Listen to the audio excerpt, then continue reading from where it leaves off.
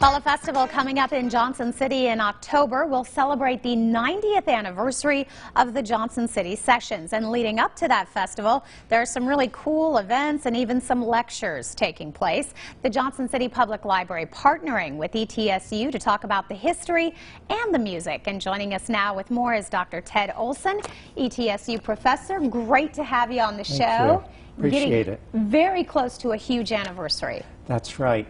This October marks the 90th anniversary of the 1929 Johnson City Sessions, which were extremely important early recording sessions influencing various genres: country, folk, rock, bluegrass.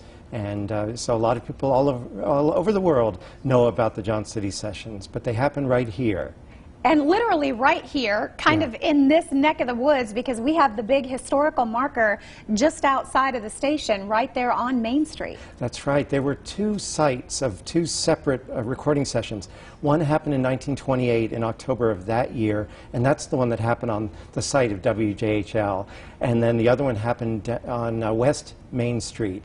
And we discovered the building in 2013. It had been kind of undocumented, but we figured out which building it was. It's the Loaves and Fishes building, part of West Main Street Christian Church. And so all that research went into this box set. And this is something new, and you guys just got ready and released a new CD. Tell me a little bit about the music that makes this so special. The music is basically Appalachia's best from the 1920s.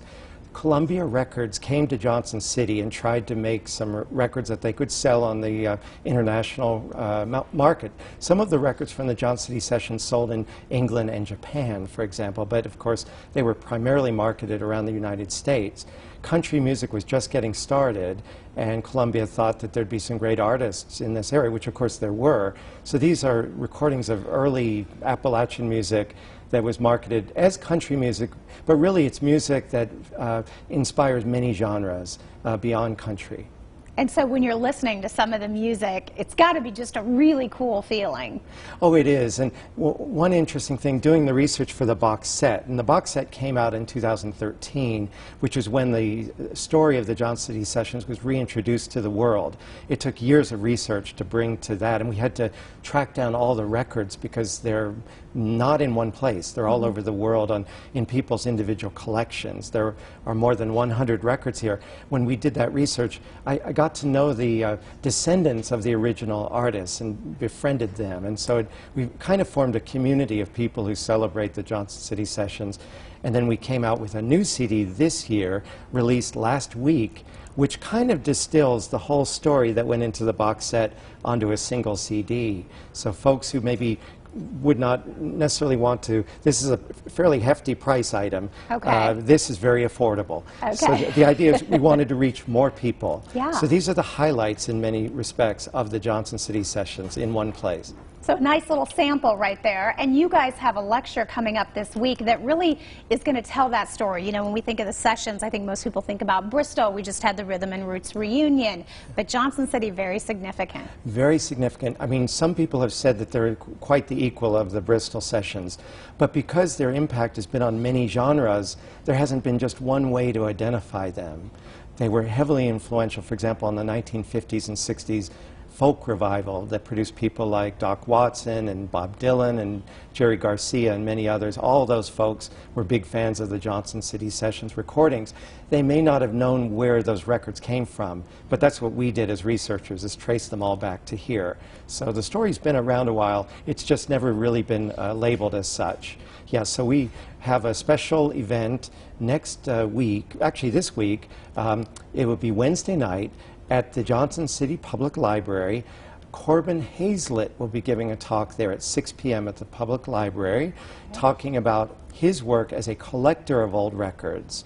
So he's been one of the major collectors of the Johnson City Sessions records, and he has a lot of knowledge. He's a great musician. He'll actually, I think, perform a few as well as talk about the Johnson City Sessions. And then we have another lecture on October 9th, which will be a Wednesday night at 6 p.m. at East Tennessee State University's Archives of Appalachia, and I'll be part of that lecture. as will Roy Andrade and Ryan Bernard. And we'll be talking about the significance of the Johnson City Sessions and playing some music from the Johnson City Sessions. And then the big event is October 19th. When downtown Johnson City will celebrate the history of the Johnson City Sessions. The streets will be closed down for music and relaxation of people. Anyone who wants to be there, it's free, so the public, everybody's invited. Please come and celebrate the Johnson City Sessions downtown. It'll be a stellar list of roots musicians, you know, big names and local favorites, and it'll happen from 11 a.m. that day to 10 p.m. all day, Saturday, October 19th. And that'll mark the 90th anniversary of the 1929 Johnson City Sessions. Very cool. Great opportunity to get involved. And I love that you're doing the lectures so people can really get to know and understand that story. I think they'll enjoy the festival even more then. That's right. The lectures and also the CDs have all that information in them as well, liner notes that tell the story. Yeah, some great opportunities coming up. We'll go ahead and give our viewers the information. Don't forget 2 lectures leading up to the big festival. The first one happening Wednesday, 6 p.m. For more information, you can always check out the library's website right there. And then there's that other lecture coming up right before the festival. And you're going to come back and give us more information on that, right? I think that there are plans to do that. We're looking forward to that. Maybe even some music to get us in the spirit. Thank you so much, Dr. Olson. Thank you. Appreciate it.